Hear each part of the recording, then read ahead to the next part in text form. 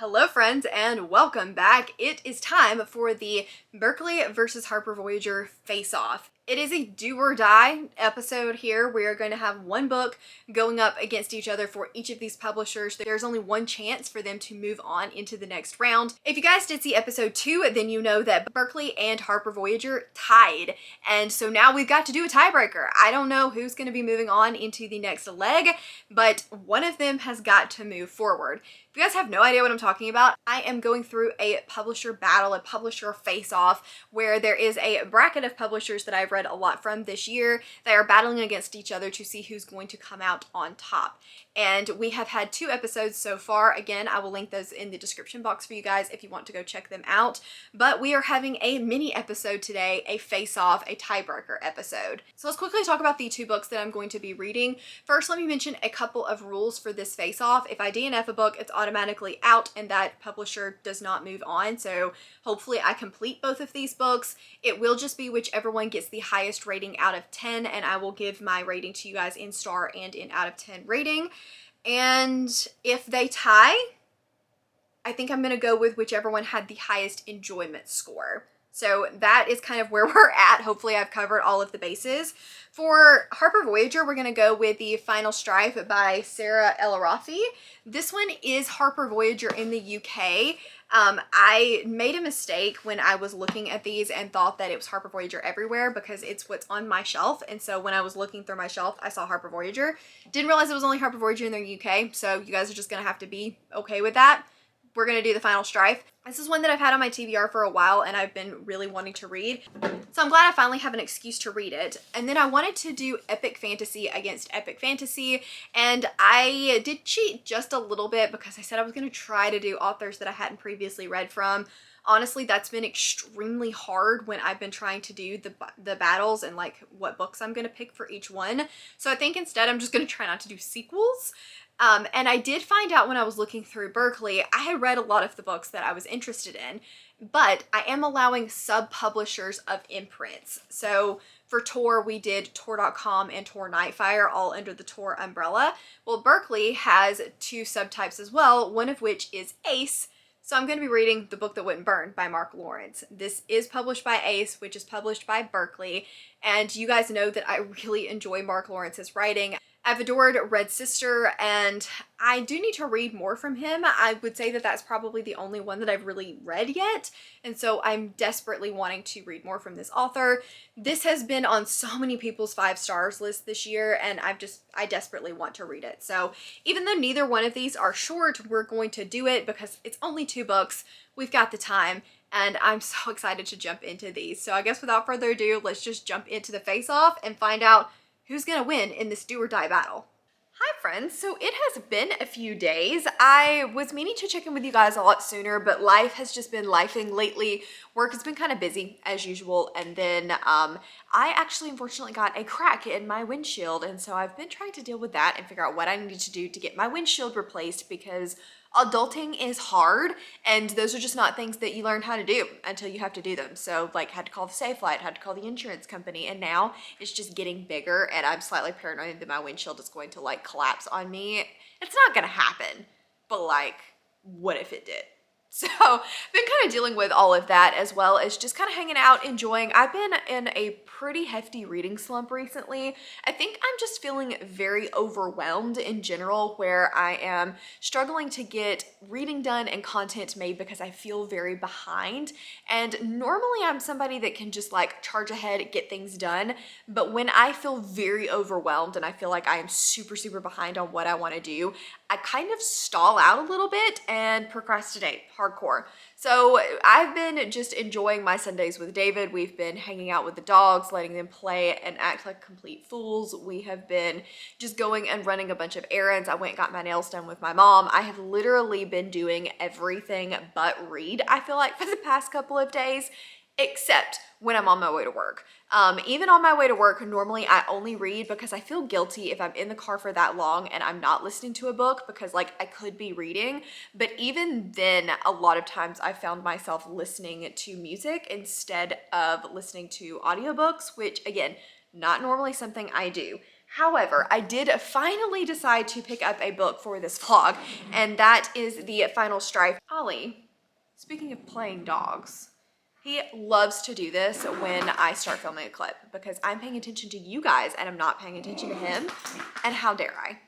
So the book that I'm going to be reading for the Harper Voyager pick is The Final Strife. I know some of you guys might be thinking, Mel, that is not a Harper Voyager pick. It is on my copy. So I'm just kind of going with my copies, what I have. And the one that I have is the Goldsboro edition. Obviously it's very, very, very shiny. It's the slipcover edition, but the UK, it is published as Harper Voyager. I've tried to stay mostly for US publishers for this, but since I owned this copy when I was making my plans, I accidentally picked this for the Harper Voyager because that's what I thought it was in the US too, but it's not. But we're just gonna ignore that and we're gonna go with it because I feel like this is still a good pick. This is, I believe, an African-inspired world where our characters are all, where people have different colored blood. So we have the ghost, which have translucent blood, and they are considered like the bare bones of the society. They are not really allowed to speak or to do anything other than like serve their masters. And so they have their hands cut off and their tongues removed so that they're not able to do anything they're not allowed to do. We then also have the dusters, which have blue blood, and they're considered kind of like the middle working class part of society. They're not allowed to rule or be in any points of power. And then we have the embers, who are the red bloods, and those are the ones that rule the society and that are in all of the points of power.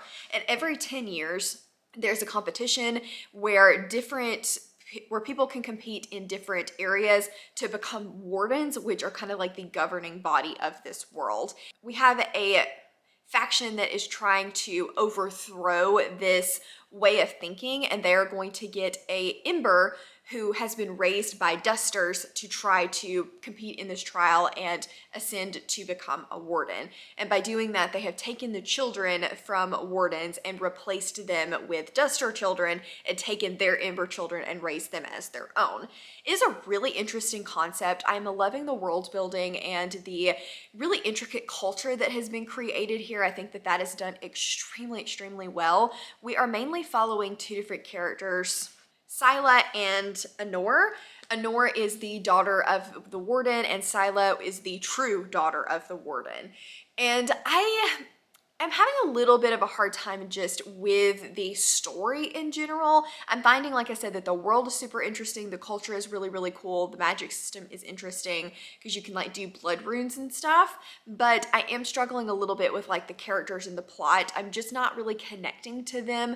Right now, they're supposed to be 20 years old, but I do find that they read a lot younger than that to me. Therefore, the story itself is reading a lot younger. And I don't feel like a whole lot is going on other than they're kind of learning and teaching each other things, which is fine, but I do wish that we had a little bit more of like the overthrow politics kind of behind the scenes happening. We had a little bit more of the magic or something like that that is going to really propel the story forward. I feel like even at the halfway point, which is like 200-ish pages, because this is not a super short book, that not a whole lot has happened. It's just been kind of plundering along a little bit, and so I am waiting for the plot to pick up and hopefully for me to get a lot more invested. But overall, I think it's well written. Like I said, there are some really good bones here. I just need it to pick up in its pacing a little bit, but so far I am enjoying this. I'm hoping to finish it in the next day or two because, like I said, I am listening to the audiobook, which I do think is good, by the way. And because I'm now actually enjoying a book for the most part, I don't mind picking up an audiobook rather than listening to music in the car, so I will probably finish that pretty soon. And once I do, I will check back in with you guys then. But yeah, I think that's all really for now. I've been slumping hard. Sorry I haven't gotten to you guys sooner, but hopefully we are slowly starting to kind of come over that hump. I am going to try to pick things up in the near future that I really want to read, see if that helps a little bit instead of doing like required readings. And for this vlog, I really think that I have managed to do that because I've had this on my TBR forever and I've been wanting to read it. And then the Berkley book, I've also been super, super excited to read. It's from a favorite author of mine, so hopefully between all of that I can re-find my love for reading because I seem to have lost it recently and I need to discover it again. So I'm gonna go. It's pretty late. It's actually 9 o'clock at night and I'm on sprints with Cassidy, so I'm gonna go check in with her before bed and then I am going to go to sleep because your girl is tired. Okay, So I'm at work, but I just realized that I told you guys about my crack that I had in my windshield, and I wanted to show you what it looks like because it's getting so big, and I'm like, well, what if it gets bigger?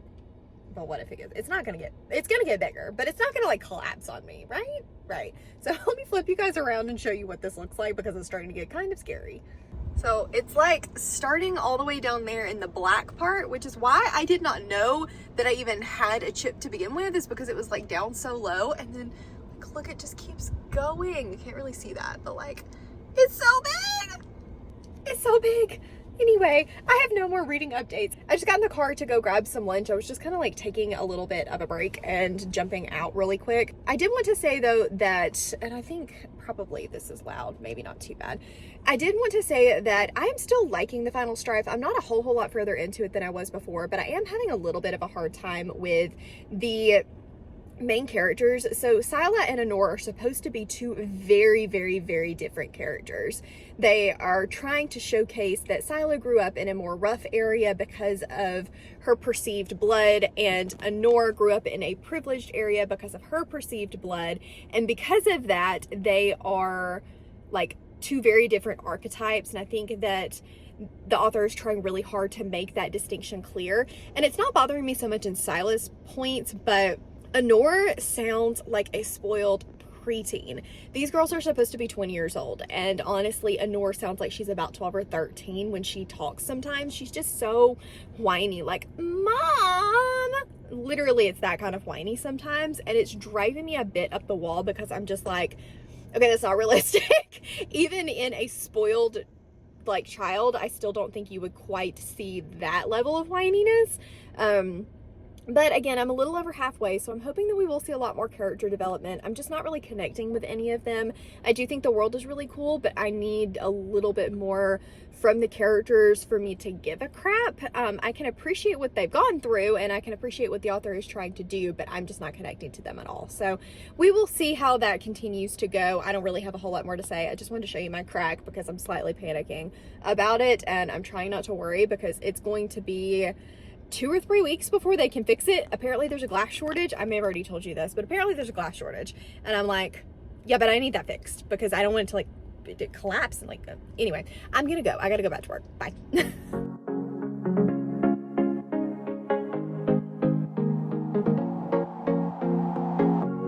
Leaving this place, the sun's about to break. You're riding shotgun. The feeling we chase. I'm wide awake, take me away now. 'Cause I won't go down the same old path again now. No, I've been running out of air, so let me catch my breath. Feeling I've got's making me crazy. If I'm having a good time, don't you blame me. Yeah, this feeling I've got's making me crazy. Making me crazy. So I'm just gonna drive. Hello friends, I'm about to sit down to film some videos. I just wanted to check in because I have now finished the Final Strife. This is one that I thought I would probably like, but wasn't sure how much I would like. And I know we talked about in the beginning, I was a little bit bored with it, and I was a little bit annoyed by especially Honor's character, but just the characters in general. And I would like to say that I do think Honor grew on me. I do think she had some really good development. Same thing with Scylla. They definitely grew on me, and especially in their relationship, they grew on me. This is a sapphic book, so I feel like that was already pretty obvious, but just wanted to mention that as well in case that something you wanted to know or read more of. But I just don't feel like a lot of these side characters were super well fleshed out, so that was not my favorite. I think we should have had a more stronger cast of characters than just those two, but I did end up, like I said, really liking them. I thought the world was really interesting. The plot is not anything super groundbreaking. I mean, it's a overthrow the Empire Revolution type plot line, but I still enjoyed it. I thought it was well done. There's a little aspect of a competition, and I really liked the way that that was wrapped up. I think that it was also very well done, and I do think I will continue on in the series. So overall, I had a really good time with this one. I'm gonna give it a high 3-star, so it's gonna come out to a 7.33 for Harper Voyager, which is not a bad score at all. I feel like that's actually a pretty pretty high score for me, honestly, and I'm pleased with it. So I have also actually just barely started the book that wouldn't burn. I really don't have a lot of thoughts on it so far. I've just, like I said, I got about 50, 60 pages into it. There are two different points of view, and I definitely think I'm going to prefer one point of view to the other, but I don't feel like I have read enough of it because it's a pretty long book to give you guys initial thoughts yet. So once I'm a little bit further in, maybe like 100, 150 pages, I'll come back, touch base. We'll get kind of my initial thoughts on everything. But for now, I have just gotten home from work. Ollie has got a fresh new do. He is currently chewing on a bone and living his best life, but I need to film some videos because I'm going to be out next weekend, and so I'm not really going to have Friday to film like I normally do. So I'm going to do that and then potentially do some sprints, and then it's Supernatural tonight. So I will be watching season 6. I think we're up to episodes 14 and 15 of season 6, which is crazy that we've been doing it long enough to get to season 6 now. So we're gonna do that tonight. I don't know how much reading I'm going to get done, but once I am finally to that 100-page mark, I will come back, chat with you guys, let you know what the book that wouldn't burn is about, and give you some more initial first impressions. Hello friends, I am home from work and I have been doing a lot of listening to The Book That Would Not Burn by Mark Lawrence, or The Book That Wouldn't Burn by Mark Lawrence. I had not planned to listen to as much of it as I did today. I was actually planning to give you guys an update sooner. I think I'm about 25% of the way in now, but when I was going to meet my family for dinner, well, two things happened. One, they were a lot later leaving work than I thought that they were going to be, and I kind of just had to sit in a parking lot and wait on her to tell me where we were going to go eat. And then when my mom told me where we were going to go eat, I went to the one on the wrong side of town. So then I had to backtrack. Anyway, needless to say, I got about an extra hour in of listening time than I thought I was going to today. So I am a bit further into The Book That Would Not Burn. This is a story following a young girl who is a duster. She has lived in a village where not a whole lot happens. They just kind of live on the land. One day raiders come and just completely decimate the village, and she gets taken by a group of people from the empire back to the main kingdom, the main city. And the thing about the city that makes it so valuable is that it is home to the biggest library and is the keeper of all of the knowledge. And then we also have Ivar, I believe is his name, who is essentially, from what I can tell, trapped within the library along with 3 or 4 other people, and they're just trying to figure out how to get out of here mostly, but at the same time just kind of living life because they've been trapped in the library for the entirety of their lives.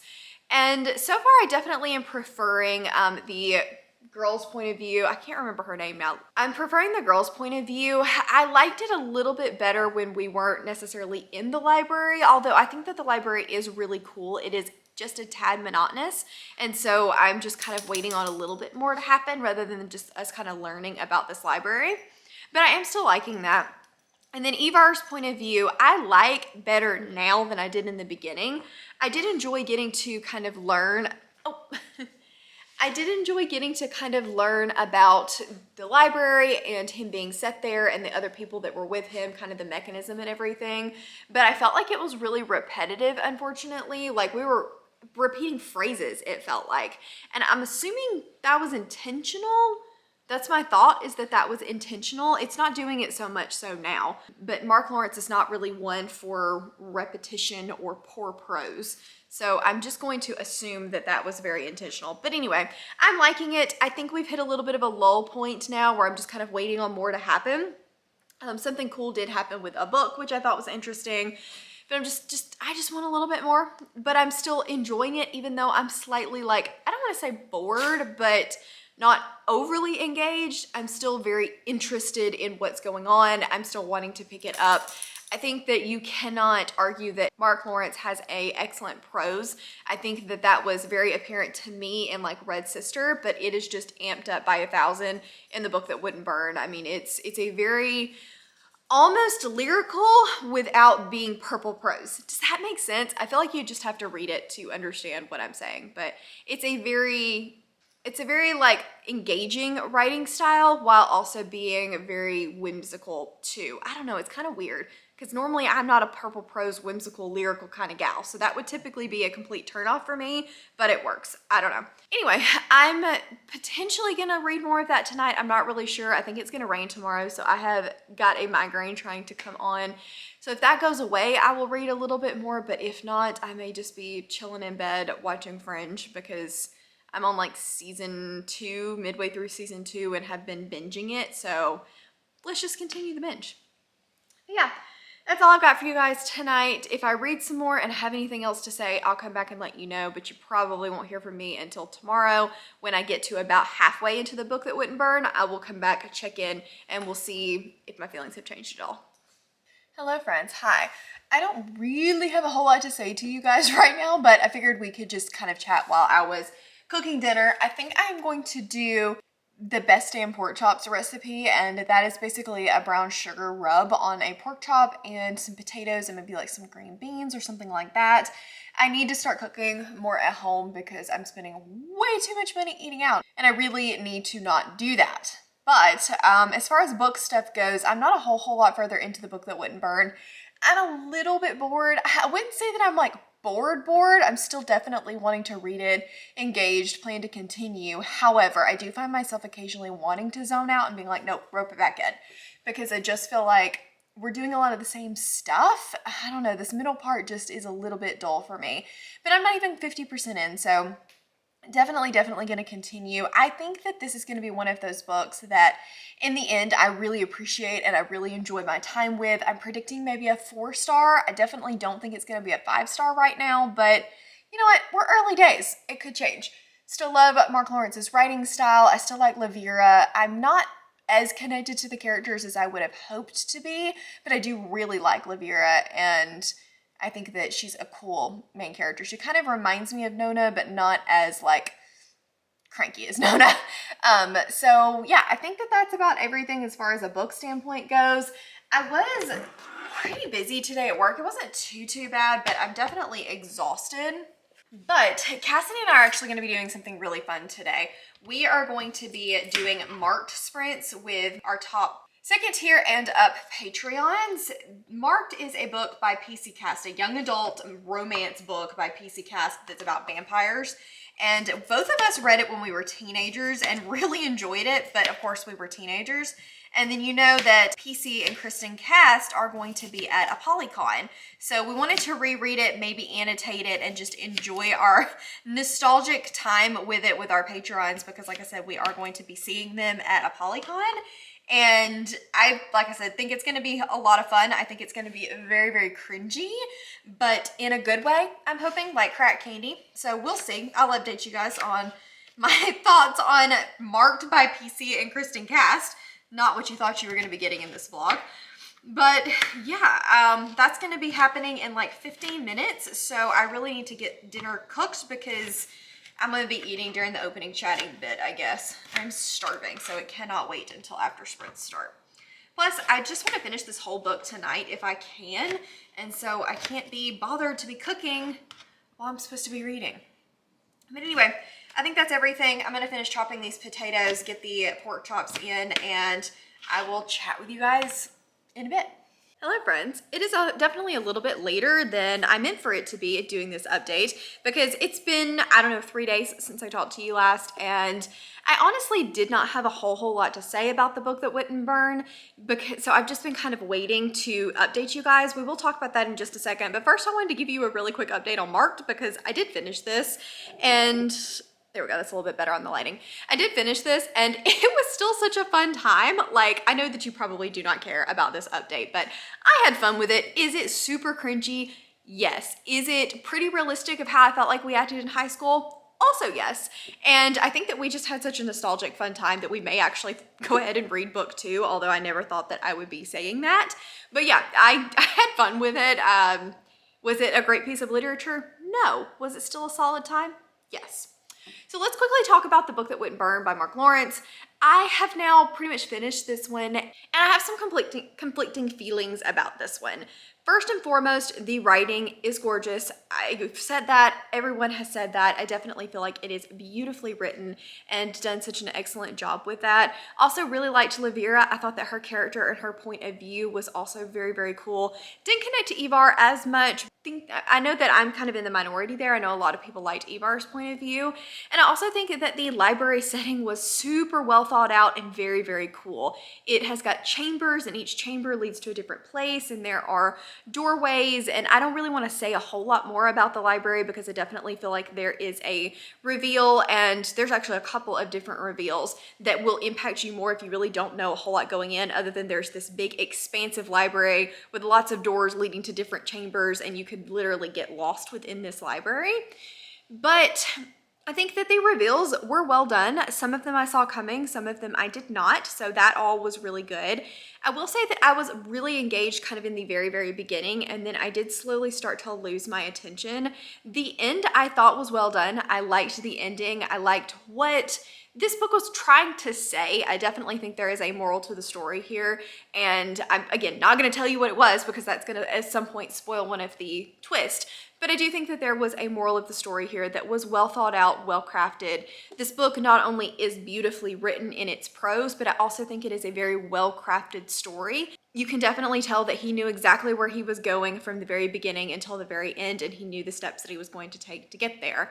I think that I read, was it Esme's Goodreads review, and she said that this felt like a love letter to reading, and I completely agree with that. Again, I'm not going to really tell you why because it could be a spoiler for one of the reveals, but I agree with that completely. This feels like a love letter to reading and a love letter to readers. And so I think that Mark Lawrence accomplished exactly what he wanted to do. However, I was pretty bored for most of this book. I think that it just did a lot of, it was just a lot of vibes. And so there was a lot of like learning about things and moving from one part of the library to another part of the library. And then we would do something and then we would have to move to another part and we would learn a little bit more. And I just got kind of bogged down in that. I think that this book was a little too long. It could have definitely been shorter, and I think that those points would have kept my attention more if it just hadn't been so drawn out. There were definitely moments in between that I was like, oh, that's cool. And then we would just kind of go right back to the monotonous exploring again. And the writing is absolutely beautiful, but with the beautiful writing and the slower plot, I just had a hard time completely staying focused in this. And so while I enjoyed it, it's not going to be one of my favorite books because the lyrical and the slow plot lost me for a lot of the book. I also never fully connected to the characters. This is definitely a Levira and Ivar story, and because of that, the side characters just weren't very well developed. And I love Nona in Red Sister, but one of the things that I like so much about that story is there are some great supporting characters in there as well. And I think that this book had the potential to have some really great supporting characters. We just don't see them very much until the very end. And I wanted more of that like sprinkled throughout the story. This is going to be kind of one of those things where I say this with a caveat, but I'm wondering if maybe it's just the library and the almost isolated setting that did not work for me. I like an isolated setting in a horror and a thriller, but in a fantasy, part of the thing that I love so much is the world building, and I want to know more about the world and the cultures. And this book had a world and culture, and that was actually a central part of the story, but we spent so much time in the library that we didn't get to see a lot of that. And I just wanted to be able to see that. I wanted to know more about these lands and why these people felt and thought the way that they did, and why the king was keeping out the dusters. And I wanted more of that information, but we were so focused on building the world of the library that we lost the rest of that. And I would have liked it, I think, a little bit better if we had had one point of view set in the library and one point of view kind of set on the outside, and we were getting both of those simultaneously. I don't know if that would have at all worked for the plot, but I think that and I'm going to say that with a caveat because you're probably sitting there and going, excuse me, I've read that. It has so much world building. And you're right. The library has so much world building. It is extremely well thought out. It's very intricate. And there was definitely a lot of world building in a different way that I wanted more of. And so I think it was just maybe the isolated setting. Again, like I said, normally isolated settings are fine for me, but I'm just wondering if in this one, it just was not my preferred. I don't know. Like I said, this book was really, really well written, and there are some parts of this that I loved so much, and other parts of this where I just had my attention waning that really made me struggle to get all the way through it, because this is not a short read. So I think if you are somebody that loves library stories, wants a really beautifully written story that takes its time and doesn't get in a hurry, and you're not a reader that needs a lot of like expansive world building or a lot of complex side characters, that you really want to get to know your main characters and you really want to be able to root for your main characters, then I think that this could really work for you. Again, I loved Levira and I wanted more information on her, but I never fully connected with Ivar and his side of things. So I think that that hurt me a little bit and probably made me notice the side characters not being quite as well developed than other people might have. But anyway, I think this is a great story. Will I continue? Yes, I think I will continue. It's, I believe, a trilogy. So I think that I will continue into the further books. And I'm also wondering if with the way that it ended, some of the problems that I had with this first book will not be as much of an issue in book 2. So I liked it. I didn't love it as much as I would hope to, but I did enjoy this and I would recommend it to other people. Again, I think it's a great book. I think it's a great written book and I would recommend it to others. So I will come back to you guys in just a few minutes. I need to go put in my ratings for this one, and then we will chat about who won Berkley versus Harper Voyager once again. So I feel like this has become my wrap-up spot where I like sit down and wrap up all of my vlogs. I've also got a hair in my mouth. So I wanted to quickly wrap up this vlog for you guys because I'm actually going to be leaving in about an hour to head to a work retreat. I am going for Friday night, all day Saturday, and then a little bit of Sunday. It's, yes, a work retreat, like we will be definitely doing some learning, but there's also going to be team building, and I think that we have some time to like spend at the pool, and then we're going to do a 1930s themed murder mystery party. So if I'm able to get any footage of that, then I will show that to you guys because I think it'll be fun. I don't really have a super 1930s dress. I tried, but because I didn't have time to order one, I was not able to find exactly what I wanted. But I think I'm gonna go with my curled hair. Unfortunately, it's not gonna all be one way, and a bright red lip and just this cute dress, and we'll see. Hopefully that'll be good enough. And I'll let you know if I solved the murder or if I was the murdered. So I guess if I don't come back, you'll know that I was the murdered. But let's quickly talk about my final thoughts on Final Strife as well as the book that wouldn't burn and find out who won finally Berkley versus Harper Voyager. This was a fight to the death kind of situation where I only read one book for each, and it's just going to be whichever one has the highest rating. So first up, the Final Strife. I really liked that one. I thought that it was well written. I liked the world. I ended up having the characters grow on me, and that one ended up getting a 7.33, which is a high 3-star. And then the book that wouldn't burn, I thought was beautifully written. I thought had some really strong characters, but needed just a little bit more. And I loved the setting, but was a little bit bored, unfortunately. So that one ended up getting a 7.75, which is also a very high 3-star. So I think that means Ace or Berkley is going to come out on top for this final face-off round. It was still extremely close, like both of them were 3 stars. It just came down to that little bitty last bit, but I think that makes sense. I think that while I really enjoyed the Final Strife, I do think that the book that wouldn't burn was a better technically written book. And I'm excited to read more from Berkley / Ace / I forget what the other imprint is that's under them. But anyway, we finally have a winner. So very excited to finally have a winner and to know who's going to be moving on into that next bracket. The next publisher battle will be coming for you guys sometime in early September, and it's going to be Del Rey versus St. Martin's Press. So I'm curious to see how that one is going to play out because I actually had a pretty decent choice for these books, but they are two very different publishers with two very different like styles. So I think that it'll be a good head-to-head, and I hope you guys enjoy it. But once again, thank you all so much for watching and hanging out with me for this video. If you just want to let me know that you were here and you don't really have a whole heck of a lot to say, leave me a book emoji for the book that wouldn't burn.